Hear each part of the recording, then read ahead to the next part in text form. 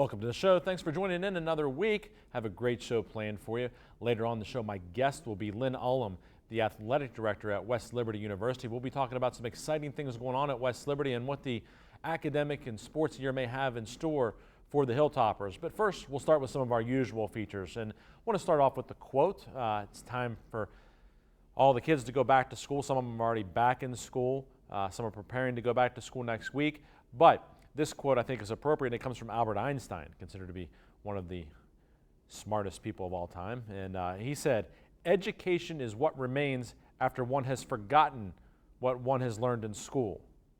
And I've talked about this maybe a little bit before, but I think there's a lot of truth to that because you can only learn so much from the books. I mean, whatever you get from the particular science book that year or the social studies book, you may learn it for the test. Hopefully you retain some of it. But ultimately, you may forget a lot of that as well. I know from having kids now that are, getting to be middle schoolers and things of that nature that they're starting to study things. And I'm like, yeah, I knew that once upon a time, but I've forgotten it. So I relearn it when I hear them talking about it. But I think education truly isn't necessarily what you get from the books. I think the books and going to school prepare you and provide the framework for you to learn throughout your life and hopefully be able to progress in whatever it is you may choose to do. And that education that Albert Einstein refers to, which is, what remains after you've forgotten what you learned in school, there's a lot of truth to that because what we really want is that foundation, understanding how to learn, how to retain things that are important that we need. But maybe perhaps education is a lot more than just the books. It's learning about life. It's learning about how to form relationships, how to manage your day-to-day, how to be organized, how to budget your time. All of those things are perhaps much more even important than the things that are actually in the books. And of course, our educators, our teachers do such a tremendous job of helping our students to provide that framework. Last year, somewhat tumultuous time, especially here in West Virginia with respect to education, a work stoppage that spanned over a couple of weeks period. The teachers fought and really set an example for our entire country with the 55 Strong movement that if they stick together and demonstrate the importance of education and appropriately compensating those who are involved with the education of our children, that things can be accomplished. And this year hopefully be a much calmer school year for them. I know there's a lot of talk. It's an election year. A lot of talk still about the 55 Strong movement, how they're going to remember what side different legislators were on when the November election rolls around. And I think that's going to happen. I think teachers are going to come out in force and really get to the ballot box this year, unlike ever before. And the other thing that I'm seeing is they're really still continuing to share things on their social media accounts and things of that nature that are going to influence their friends and family members to vote in certain ways. So our teachers are really showing the effect and the impact they can have not only with our children, but also in society and through our political processes. So it should be something worth keeping an eye on here as we continue through the fall and toward the election. But I do want to wish good luck to all of those going back to school, both those involved with the education system, whether it be the teachers, the school personnel, the administration, the parents, of course. It's a stressful time for parents. It's hard always to say goodbye to the kids the first day back to school. Sometimes eager to see them go back to school, depending on what type of summer it's been. But also for those sending kids to college, perhaps for the first time. It can be very emotional for them as well. So let's keep all of them in our thoughts and prayers throughout this time of the school year starting back up, and certainly wish well to all of the students as well. Hope it's a great year for you. Remember to be kind to others. Last year I had the good fortune to be able to take all of the 5th grade students into the Ohio County schools to see the movie Wonder, and it's all about choosing to be kind. And I hope people really remember that and really pass it along to your kids, the students. Teach them, be kind to others. That's really the full lesson. It's 2 words, be kind. If they can remember to do that, then you're winning already. You're winning that battle. Let's move along to, I mentioned politics, and a lot going on in West Virginia in politics. The West Virginia Supreme Court, let's update a little bit what's happened since last week's show. First of all, on Monday, the full House did vote, as I said they would last week, and voted to impeach all 4 remaining Supreme Court justices, those being Justice Robin Davis, Justice Margaret Workman, Justice Beth Walker, as well as Justice Alan Lawfrey, who of course is also the subject of a number of counts from the Judicial Investigation Commission and also under federal indictment. But all 4 impeached. and a surprise to many people, not too long after that, the following morning, Justice Robin Davis announced that she had resigned her position from the Supreme Court the day before, effective immediately, thus opening up another seat on the ballot in November in the special election that will be held for Supreme Court. Of course, Justice Menace Ketchum, the other of the 5 justices, had already resigned earlier this summer, opening up 1 seat on the ballot in November, but now 2 seats are open with Justice Davis's resignation as well. So 3 remaining members of the court, 1 currently suspended, that being Justice Lawfrey, is suspended. Justice Workman, the Chief Justice, remains as of now, as does Justice Walker, but they have both been impeached by the House and will now move on to a trial in the Senate. The Senate will have to hear them. The Senate basically serves as jurors and will have to find them guilty by a 2/3 majority vote. So it's 23 of the 34 senators would have to find them guilty in order for a guilty verdict to be returned and for them to be removed from office. Interestingly, I mentioned on last week's show that the Chief Justice would typically preside over any type of impeachment proceedings in West Virginia, but of course the Chief Justice, Justice Workman, is the subject of one of these impeachment proceedings, so she cannot preside over them due to the conflict. Thus, I talked last week about who will be presiding. Justice Workman has appointed Judge Farrell, who is from Cabell County in Huntington, a retired judge, senior status judge, to be acting Chief Justice for the impeachment proceedings. That's raised a little bit of question because they're saying, should Justice Workman get to appoint the judge over her own impeachment proceedings? But she says, yes, the Constitution dictates that she must appoint someone, and that she's done that. And Judge Farrell, a very long time lawyer and then judge down in Cabell County, will do a fine job, a fair man. Some interesting little twist to this story as well, as there always are in a small state like West Virginia. Interestingly enough, Judge Farrell's son Paul and Justice Ketchum's son Bert Ketchum are law partners in a law firm in Huntington. Of course, Justice Ketchum not involved though, because he's already resigned his seat, but that just shows how small the legal world can be in some ways. But Judge Farrell will preside over those proceedings with respect to now the 3 remaining justices that have been impeached: Justice Workman, Justice Walker, and Justice Lawfrey. And that will take place sometime here in the late summer, early fall in all likelihood. Now a number of people applying for the vacancies that have been created on the court, also people filing to run for permanent seats on the court, or at least to the remainder of the terms. So the way this is going to work is Governor Justice will appoint 2 people until an election can be held, 1 to fill Justice Ketchum's seat, 1 to fill Justice Davis's seat. Those 2 individuals will remain in place until the special election in November, which will elect 2 people to fill those seats for the remainder of the terms, because those terms are not expired yet. So there will be 2 justices on there. Some people were trying to get those spots until November. Some of the same people are trying to get the seats through the election, and there's some that are separate from neither one of those processes. So it's quite a little bit of a mess, but it'll all sort itself out eventually.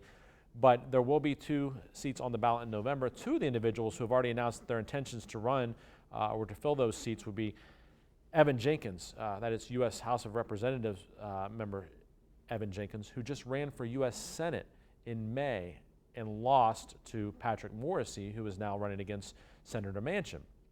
Another is current West Virginia Speaker of the House, Tim Armstead. And, I have some concerns with this. Evan Jenkins wants to be a senator, doesn't win. Now he's going to run for Supreme Court here a few months later. The reason I have concerns is, we're looking at career politicians, and I don't think those are necessarily the best types of people to be on the bench in West Virginia. We want to be free from politics. What you want as a lawyer, what you want as a citizen, is to go into a court where politics don't matter. Every litigant is going to get a fair shake. The judge is going to hear what they have to say, and politics shouldn't be a part of it. And we're talking career politicians now. When you're talking about a member of the U.S. House of Representatives who was formerly president of the West Virginia Senate, you're talking about the Speaker of the House of Delegates. I would rather see either someone who's been a judge for a number of years, or someone who's been a lawyer for a number of years, who's dedicated their lives to the law and the legal system. That's what I would like to see, not people where partisan politics get in the way of who gets elected and how decisions are made, things of that nature. So that really concerns me. So I'd really like to see it not be these career politicians. I think we need a change in that regard. Politics has gotten in the way too much already. That's part of the problem. That's part of the issue that we have in our processes. So let's hope that maybe some others get a share or get a shot at going onto the bench at the highest level here in the state of West Virginia. We need to take a break. When I come back, I'll have my guest with me, Lynn Ullom, the athletic director at West Liberty University. Stay with us here on the Jamie Bordas Show. When reviewing your oil and gas offers or royalty check statements, do you wonder, am I being offered a fair amount? Do I feel comfortable reading the statement? Do I have peace of mind? If you answered no to these questions, you need Bordas Mineral Management. Our passion is helping mineral owners protect and expand their mineral wealth. Our examiners tell you whether you're being treated fairly and getting paid what is rightfully yours. Bordas Mineral Management. Be protected. Have peace of mind.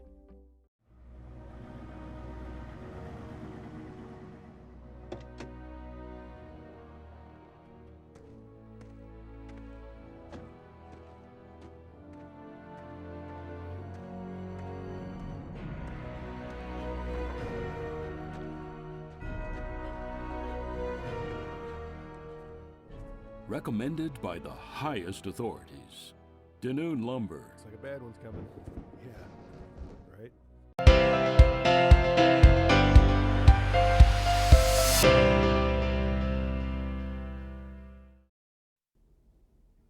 Welcome back to the show. This is my favorite time each week when I have a guest with me, and really excited about this week's guest, Lynn Ullom, the athletic director at West Liberty University. Coach, thanks for being on the show. Absolutely, love being here. New academic year here starting, new sports year starting, and a lot of exciting things going on at West Liberty. And some people may not even realize, that West Liberty is a university now, has been for a number of years here. People in the local area used to be in just West Liberty, the college, for so many years, but so much more going on academically and also athletically along with that now. Well, we've been an institution since 1837, so we've been doing this for a long time, but we did get university status there several years ago, and every year brings a new set of excitement, new challenges. It's a challenging time in higher ed for all institutions, but we're getting geared up and we'll be ready to go here shortly, and we've got a couple big projects that one is on the tail end, one is just getting ready to start. We broke ground last fall on a soccer track complex, which we think is going to take our programs to a complete other level.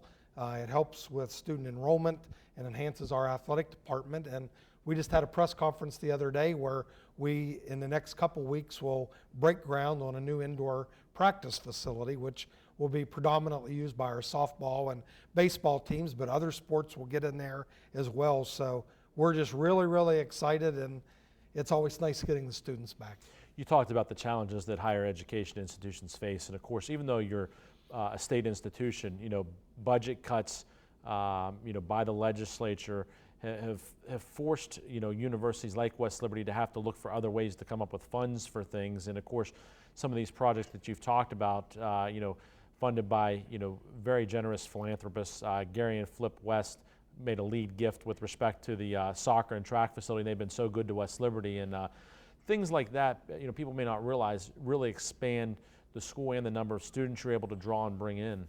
It's just, we couldn't exist without the generosity of a lot of our donors, and Gary and Flip have just been incredible over the course of the last 10 years or so, and we do get budget cuts, and state appropriations have gone down pretty much every year over a course of a number of years, so we've got to find some way to close that gap from what we've lost, and it's through the generosity of those donors that enabled us not only to maintain, but I think grow. And we've got great leadership under Dr. Greiner, our school president, and he realizes in higher ed, you have to grow. If you're just attempting to stay even, you're probably not going to make it. So we've launched initiatives, and we've made an investment on the athletic side, because remember, those are students. They're not just athletes. there are kids that are enrolling in classes, and it grows the overall student population. So it's worked well over his tenure here, and Dr. Greiner 2 or 3 years, and we want to keep it going. You mentioned the new indoor practice facility for baseball, and of course Belmont Savings Bank, lead donor with respect to that facility, and Todd Cover, their CEO, was a player at West Liberty. I'm sure that didn't hurt in terms of getting their interest with this project, and but one of the things that's nice about these different facilities is that it also opens up space for the general student population that perhaps these teams were using before because they needed to practice somewhere inside when it was cold out. Now the general student population can use that other space. Yes, and that's a win-win for our school. It not only enhances what we're attempting to do athletically, but it is a major win for the students, because as much as we love West Virginia and its seasons, it's not conducive to practicing for some of those sports teams. So we have the Blatnick Gymnasium, and we had hitting cages in there, and our baseball and softball team have great coaches and they practice hard, but it was eating up a lot of the student rec time. So by getting our sports teams out of Blatnick and we put them in the new indoor practice facility, we've pretty much turned Blatnick over to student wellness and student rec, and they're going to have access to that gymnasium pretty much around the clock.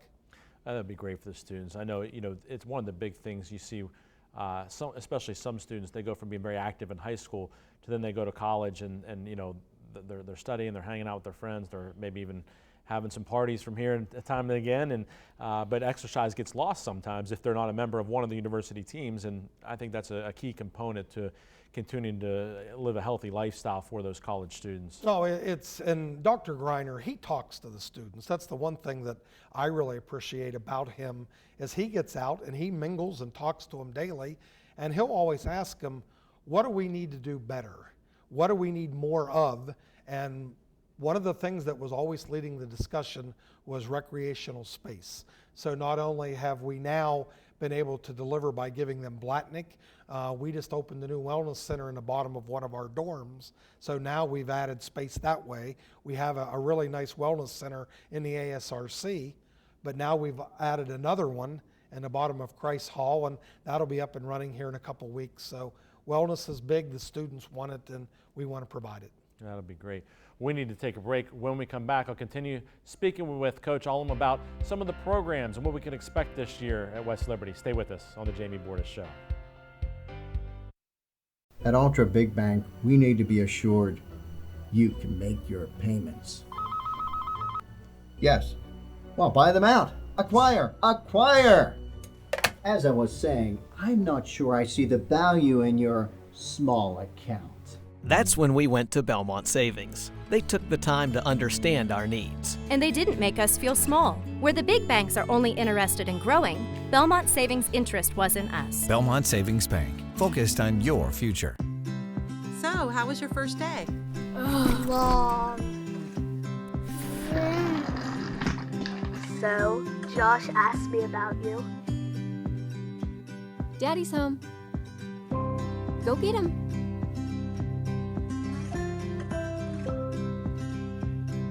For your home, for your life, for more than 50 years. The Hardwood Specialists. DeNoon Lumber.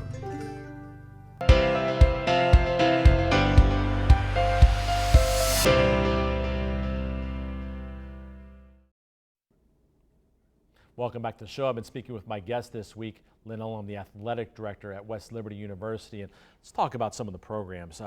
One of the big exciting things this fall is a new program on campus. Men's soccer returns for the first time in decades to the Hilltop. Well, we added women's soccer about 5 years ago, and we were so pleased with what that brought to our campus. And we had gotten tons of questions. When are you going to add men's soccer? When are you going to add men's soccer? So under Dr. Greiner, my first year as the interim AD, we did a feasibility study. He greenlit it, and we're off and running. But our head coach is Tomas Olivier. They performed as a club sport last year, but this year, full-scale NCAA Division II, play a full league schedule, and with our new facility, which we won't be able to utilize much in the early part of the season, if at all, we are really excited, and we'll see how they fare in year one. You mentioned NCAA Division II. You know, what are some of the challenges of being a Division II school? People may not understand the differences between Division II and then Division I, like West Virginia University. That that there's not maybe the same flow of money for sure, and there's some other challenges that come along the way. Well, it is the money component. WVU does such a tremendous job, and they have so many donors, and they've got pretty much everything paid for. So the Division II model is kind of a partial scholarship model that not every player out there is on a full scholarship. We do have a few of those, but money is always going to be the challenge. But one thing that I find interesting, and I get this all the time, it's not the talent that is the biggest difference. There are several of our teams that if we played WVU, I would never say that we are going to beat them on a regular basis or much at all, but we can compete with them to some regard. But it is the money, it's the exposure. At WVU, you're going to play in front of 50,000 people on Saturday afternoon. At West Liberty, it's not going to be that, but those kids practice and train just as hard, but it's always going to be the money challenge. Some of the programs that have gotten some high exposure, of course, the men's basketball, the women's basketball that you were headed up for a long time as the head coach of the women's basketball program, but some excitement this year. The Mountain East Conference Tournament will be coming to Wheeling. A big move, always held in Charleston previously, but now in Wheeling, and that'll, of course, generate a lot of excitement for the local area, and your teams have to be excited. Yeah, we're excited because it's going to be a fresh, new look to a tournament that's been forever. And I loved when it was in Charleston as a coach, but I was probably on board as much as anybody with what Wheeling can offer. I know the entire Wheeling community has banded together to make this a reality, working with Reed Amos, our MEC commissioner.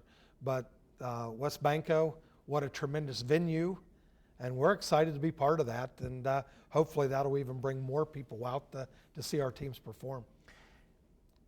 Football's just around the corner here. Be starting up here in a couple of weeks, the season, and what can people expect from the Hilltoppers and Coach Wiley's team this year? Well, I think at the Division II level, you're always dealing with health. With the limited scholarships, you're not going to have 60 guys that's going to go out there and win you games. So if you can stay healthy, that's always such a big part of their success. But I really think, and I don't want to put the pressure on him, but I think this is a year where we can make some noise, and I know they're at it right now. Those kids are up there practicing and getting ready for that first game on a Thursday night, but I think we're going to have a good season. I'd be remiss if I didn't ask you. You've been involved in administration for a long time, but also the head women's basketball coach for many, many years, and wildly successful. I think the winningest coach in West Virginia history, all kinds of accolades. Do you miss being out there on the court as the coach? I miss being around the players more than I miss coaching in the games, if that makes any sense. I've got a great president and a great administration that I work with, and they've given me the freedom to launch a lot of initiatives. So I'm so caught up in my present job, I probably haven't missed the coaching as much, but I definitely miss being around the athletes. That was the great part of the job that the public doesn't see. When you have these kids in your office and you're laughing with them and helping them move on to the next stage of their life. So miss the players more than the coaching. Well, certainly had a remarkable career as a coach, and now doing great things as an athletic director, and I really appreciate you taking the time to be here on the show. Absolutely, love being here. Good luck to the Hilltoppers this year. Thank you. We need to take a break. When we come back, we'll wrap up with a little more sports. Stay with us here on the Jamie Bordas Show.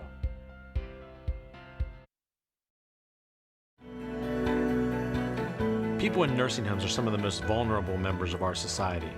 They're there because they can't take care of themselves. Those facilities have a duty to take care of our loved ones, and when they don't, it's important they're held accountable. We've not only collected record results against negligent nursing homes, but more importantly, we've helped so many families get the answers and closure they so badly needed. Bordas and Bordas, fighting for justice. Disasters happen. Pick the team that takes care of them all. Powered by offices in Wheeling, Morgantown, and Pittsburgh, Panhandle Cleaning and Restoration is ready to handle any size emergency at a moment's notice. We have the right people, knowledge, and equipment to respond 24 hours a day. I'm Dana Hogerson. When disaster strikes your home or business, tell your insurance provider you prefer the restoration company the Mountaineers call. Panhandle Cleaning and Restoration.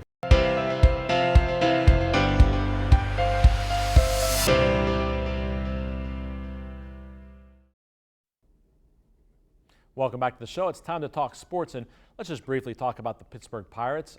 Big 4-game series against the Cubs this weekend. The Pirates have kind of not gotten themselves back into contention, and they're probably going to have to reel off 9 or 10 in a row like they did about a month ago if they want to get back into contention. But as I said before the All-Star break, I thought it was going to be really, really tough, and I was kind of thrown in the towel, and they're going to have to really almost move mountains in order to get back into contention. But let's keep hoping, and we'll see how they do. We'll talk more about it next week after we see how the Cubs series ends up. I want to talk about a big rule change in college football this year that is really going to affect every single team out there, and that is the new rule regarding redshirting. The NCAA has changed the rules. Previously, if you got into games, etc., you burned a year, and that year was gone. You got 4 years of eligibility. Now, the NCAA has changed the rule that you could play in up to 4 games and still consider that to be a redshirt year, and you can use those at any time. So in other words, 3 games to go in the season, there's a key injury to a quarterback or whatever it may be, you can play that freshman quarterback and not burn up his redshirt year. They get up to 4 games, including the bowl game. So a lot of people are going to use that, and coaches are strategizing how they're going to use it. They may use, say they got, 12 guys they think can maybe help on special teams. Maybe they'll use, 4 of them the first 4 games, 4 of them the next 4 games, 4 of them the next, 4 games, that type of thing, and use them that way. But also maybe put them at some of their positions some if they think they can help, a little bit of receiver or defensive back, whatever it may be during those games. They may, with 4 games to go in the year, say, hey, let's let this guy out there, let's let him go the rest of the year.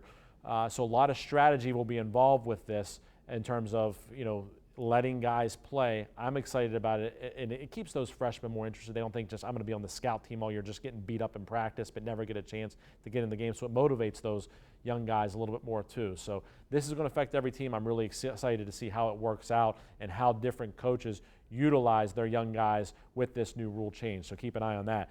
Steelers were impressive in their first preseason game. Big question still remains which quarterback's going to go. They're not going to keep 4 quarterbacks, and Josh Dobbs looked pretty impressive. He threw the 1 interception, but had a nice outing. Mason Rudolph held his own for his first game, better than what he looked when I saw him when I went up to camp.